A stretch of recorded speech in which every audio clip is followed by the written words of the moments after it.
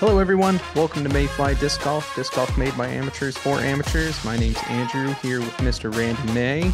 How's it going, Andrew? Doing well. We're finishing up the back nine coverage of this 2023 Smoking Pig Open, a B tier in Guthrie, Oklahoma.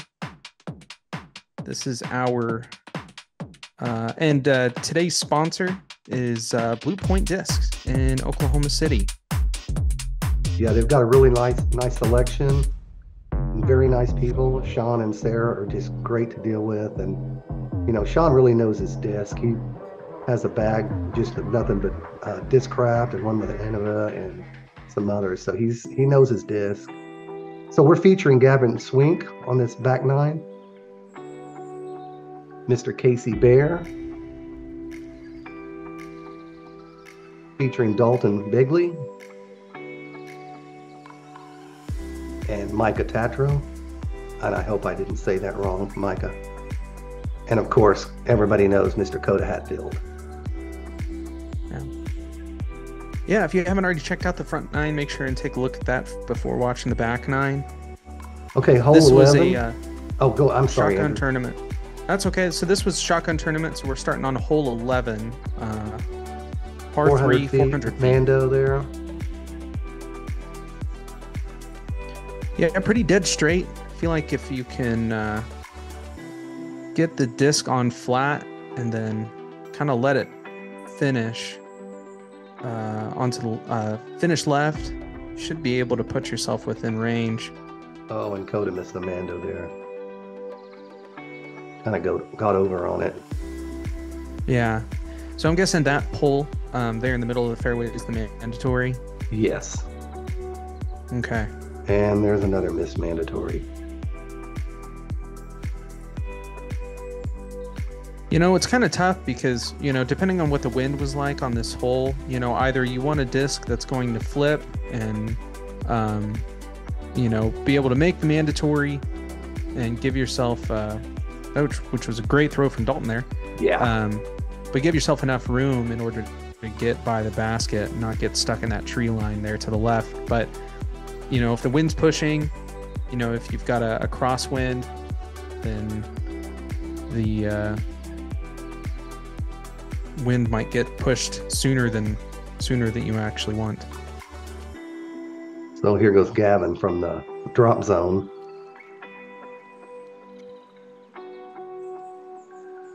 What's Randy, what's the distance between the drop zone to the basket? Well, from the tee it was 400 feet, so maybe 50 feet less. Okay. Yeah.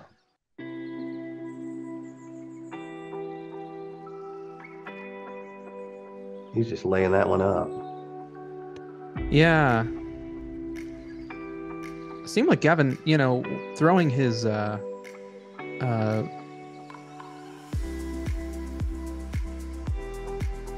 throwing the shot from the mandatory seemed like it might have gotten turned over to the left a little, or over to the right.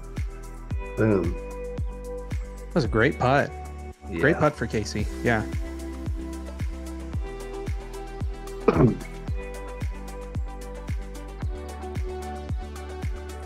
Oh, that could have and should have, but it's a par because he missed that man down. Right. There's Seems like a birdie. everybody's putts are getting. Yeah, that was a great shot from Dalton. I mean, just very well executed. Got the perfect amount of turnover on the disc and put enough power on it to get himself within that putting range. Okay, hole 12, par 3, 260 feet. It's straight ahead. There's some guardian trees. The play that, if you have a forehand, is skip it around on that OB road up to the basket. Okay. And I did a terrible job filming that. I apologize. Or even if you don't do a skip shot, just getting a good, you know, backhand highs forehand. Yeah, I feel like you could almost do just a little bit of like a flexed forehand down the middle. Get it on the right side of that second tree and then start letting the disc hyzer out on the forehand. But I think the wide open between the first and second tree is also a great play. You want to play for the skip. Yeah, we've got some left or right wing going on here. And Coda just went Moby because, part of the worry is if you're trying to skip on that road, if you don't get a good edge down, it's just going to slide straight out and across or the road or on down. And so,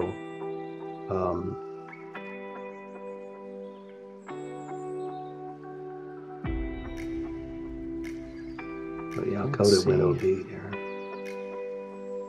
That's a fantastic approach from Coda. Mm-hmm.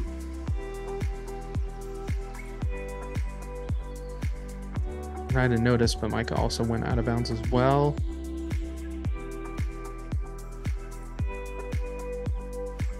Yeah, if it doesn't come back in, you're OB, huh? Yeah. And you're OB early, because as soon as it goes past that road, you're out of bounds. Let's see.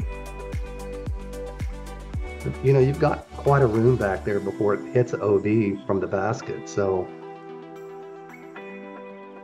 Yeah, you really have plenty of room to try and get the skip and put yourself within, putting range. Goes Mr. Casey. Mm-hmm. Take an easy par. Yeah, great par. I'd mentioned in the front nine that, it takes usually a few holes, before you can really start to get your putts in and feel like you're able to hit them. But it feels like the guys have really warmed up now and are hitting their putts. Yeah, from the front nine, I also was talking about the weather, kind of windy, and it was really cold. And Coda. And so, that also makes for tough playing too. Yeah, absolutely.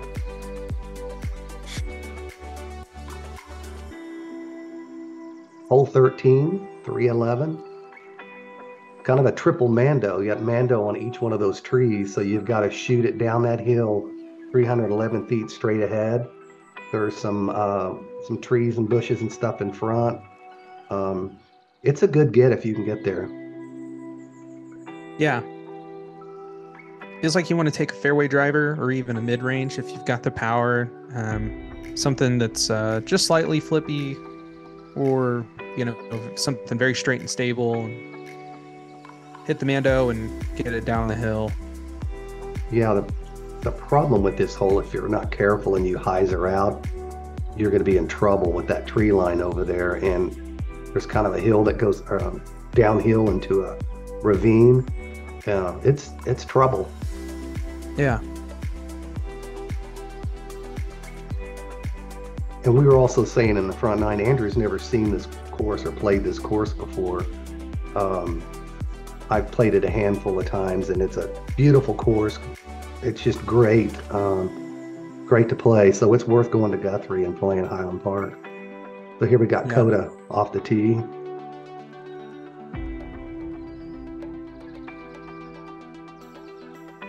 We'll hit some trees there.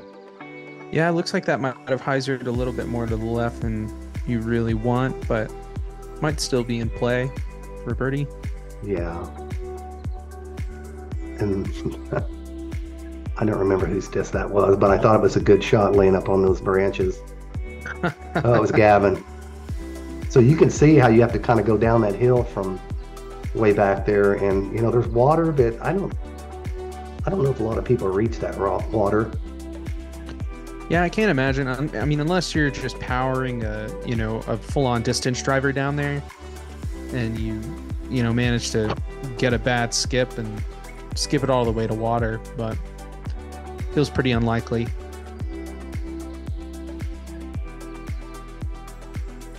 Those Dolphins up shot. Nice.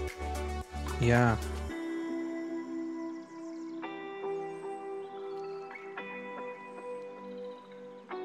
Yeah, this hole definitely feels deceptively longer than what it reads. 311 I feel like between the triple mandatory, the downhill slope, the curve to the right, or the curve to the left, it feels a little bit closer maybe to, 320, 330, just Yeah, and adding you got that low those feet. ceiling too, kind of. Yeah, you do. Yeah, you definitely have to contend with a low ceiling. Can't really power a hyzer or anything like that through the trees.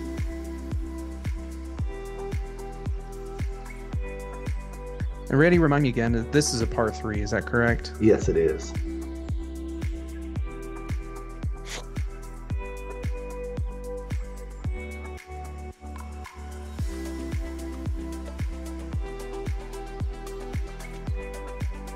Good. Yeah, when I got down there, I saw this disc and I was like, was this his second? Did I miss a shot? And I'm like, no, that was a birdie. I missed putting the little Wow. birdie thing on there, but Dalton birdied that. That's incredible. That's a great birdie from Dalton. Yeah, hole 14, par 3, 232 feet, straight ahead between those trees, and the basket's just there on the left a little bit. How would you play that, Andrew? Honestly, with as short a distance as this is kind of a must-get birdie. I know the guardian trees definitely come into play, but if you can throw something straight, I feel like you're contending with the guardian trees more than you would be, just like how Casey played it here, or if this Coda. But getting that, putting a little bit of a hyzer and letting the disc skip up near the basket might be a better play. That seems about what I do too on this hole, is just try to hyzer over. Oh, little tree kick. Yeah, and that's the tough thing about those guardian trees. You put the disc a little bit too far to the right or straight off the tee, those guardian trees are definitely going to block your way, so you have to be really careful.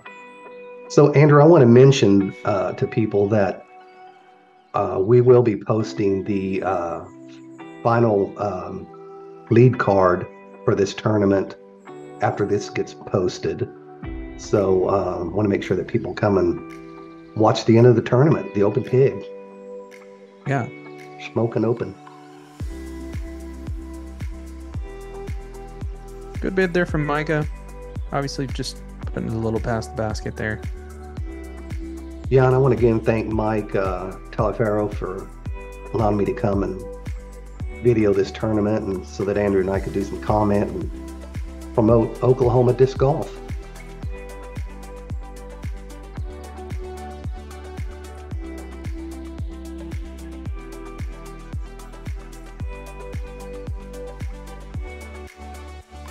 Birdie. Yeah, these were some pretty great birdies from the card. But like I said, with a hole as short as this is, 230 feet, you're really looking to get a birdie on this. Must get for the tournament, Yeah, if you want to stay in contention, you definitely want to get a birdie here.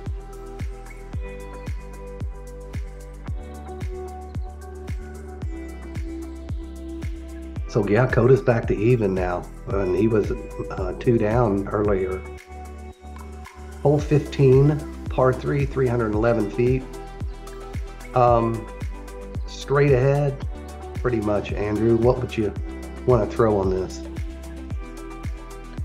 There's a couple of different ways that you can attack this. Probably the most basic play would play somewhat of like a flip your fairway or flip your driver. Start it on a hyzer and let it stable out. I think the mistake that most players would probably play here is,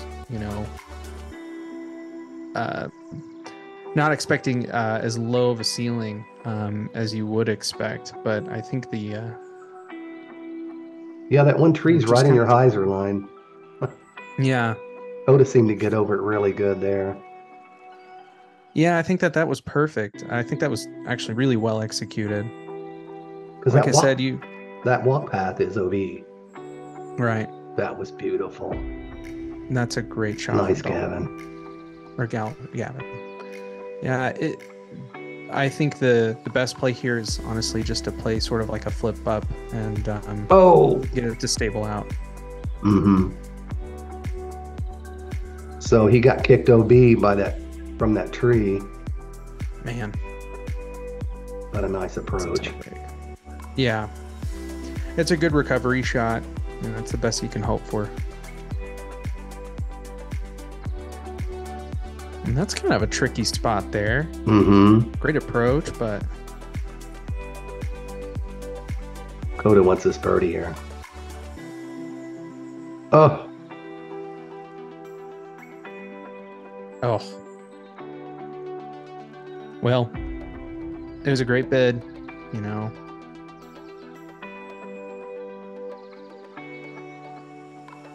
Yeah, with the wind, it was just kind of affecting your drives and your putts. And personally, I'm not a good putter in the wind. I'm not a good putter when it's no wind. But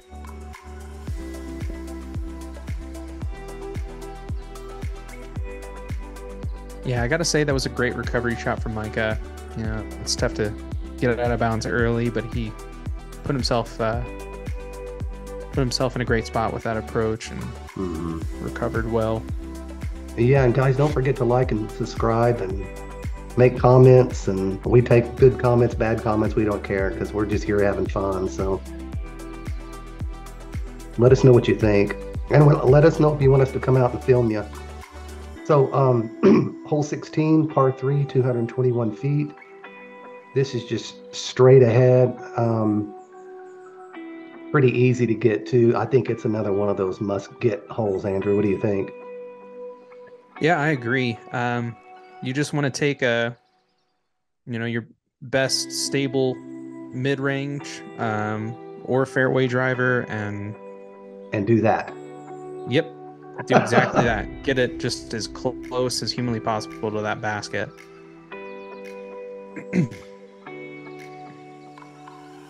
The thing that players want to avoid on a hole like this is choosing a disc that's going to hyzer out quicker or catch edge and then end up, skipping to the left somehow, or for forehand skipping to the right.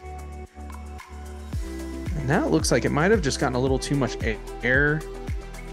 Mm-hmm. Yeah, my play on this hole is just, a backhand with a understable disc to try to get it to kind of ante and get over towards the basket. Mm-hmm. Because you don't want to be in those trees. Yeah.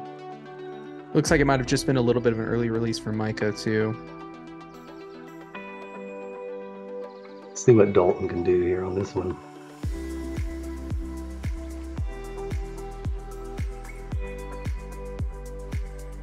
Nice.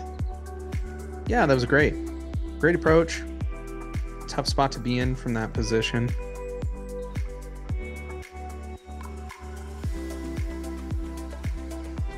And if I believe this is Micah. Yeah, that was. Here's Coda trying for a birdie. Hit pole. That's tough.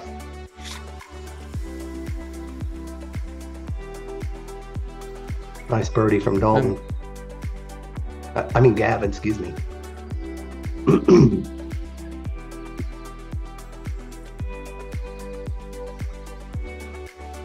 Yeah, it's challenging to do commentary when you don't really know the players very well, as Andrew and I are. So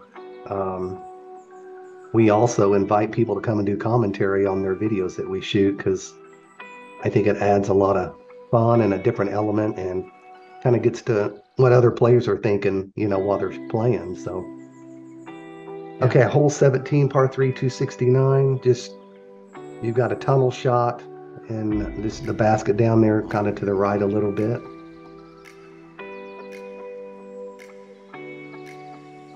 Yeah, I feel like this is a tough one. You can play this a couple of different ways. Looking at the fairway, obviously, just kind of a stock, stable drive.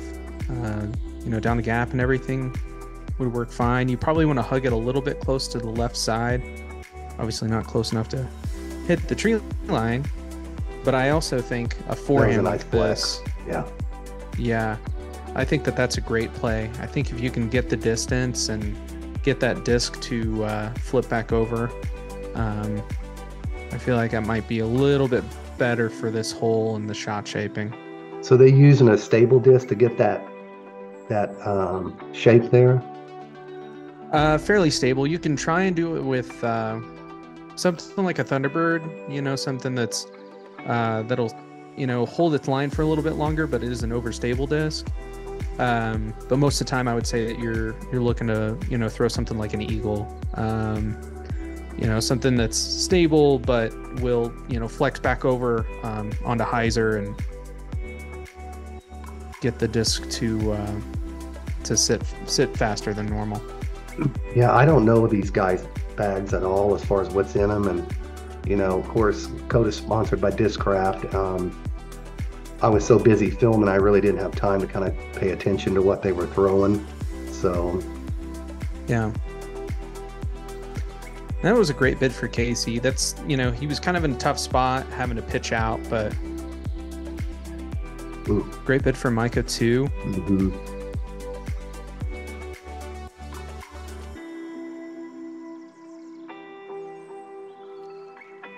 The reason I don't play tournaments is because I think I'd start missing some shots and just fall apart.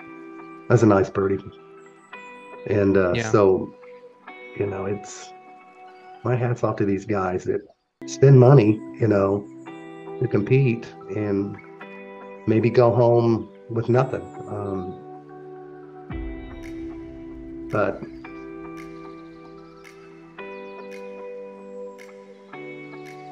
yeah, it's tough. With any sport, and I mean disc golf included, it's a sport that it's all about testing the mind, test the will. You'll have good days and bad days, and sometimes one bad shot can lead to 3 more. But yeah, here's here's hole 18. The basket is about 382, of course, all the way around where those guys are. You want to throw out a big, hyzer skip and try to get to that basket. And it's a no OB, raised basket.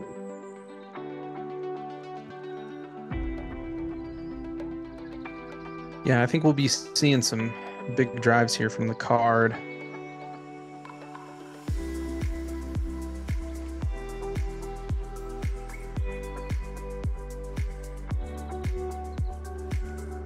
I don't know where that one went. Yeah. Gavin had a big throw. Yeah. It's nice because this fairway gives you, quite a bit of space for you to be able to throw pretty much just your best distance drive that you've got. Throw a stable disc and get it as close to the basket. I feel like the tough thing would be trying to get that little extra fade, getting closer to the basket, or getting a little extra skip. That was a great approach.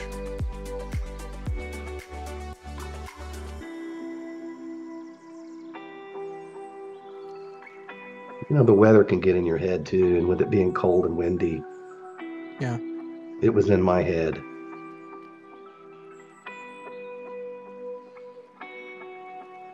Oh, he was going for it. Wow, that was great. That was a great bid.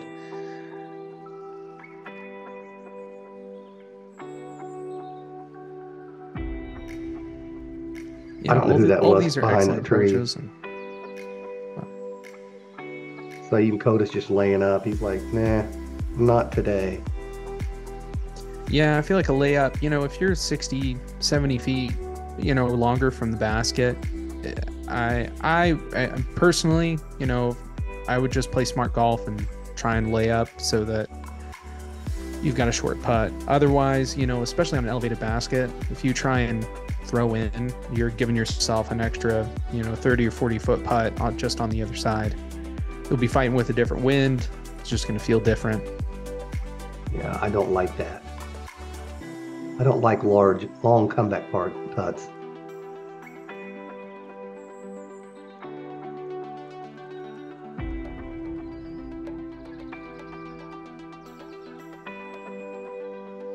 Ooh.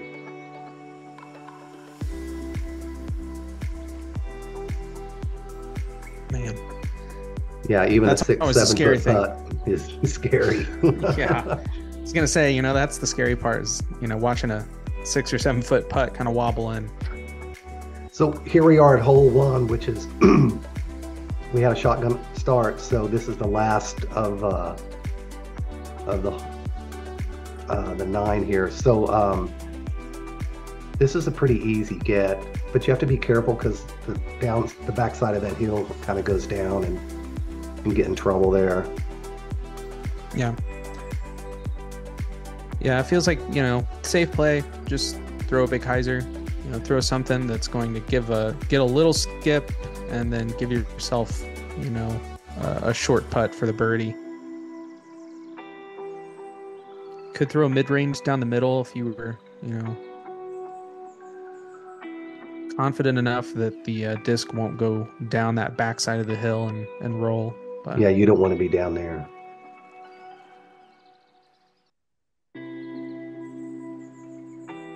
Yeah, that wind really caught his disc there and pushed it down.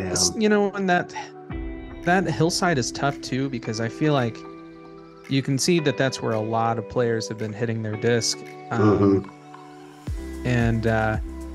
that side of the hill, I think that it's got just enough edge that it doesn't really give players a proper skip, or at least the skip that they're wanting. Yeah, and you can see from this shot how far down that hill goes. Mm-hmm.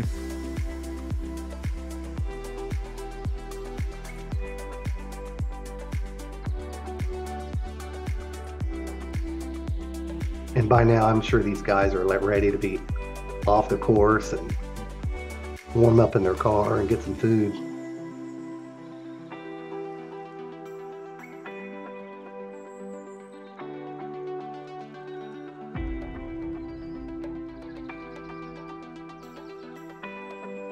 And the rest of the car just clean it up here.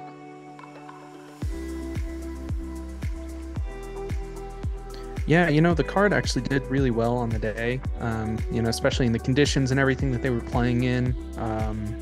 It's really kind of the best you can hope for.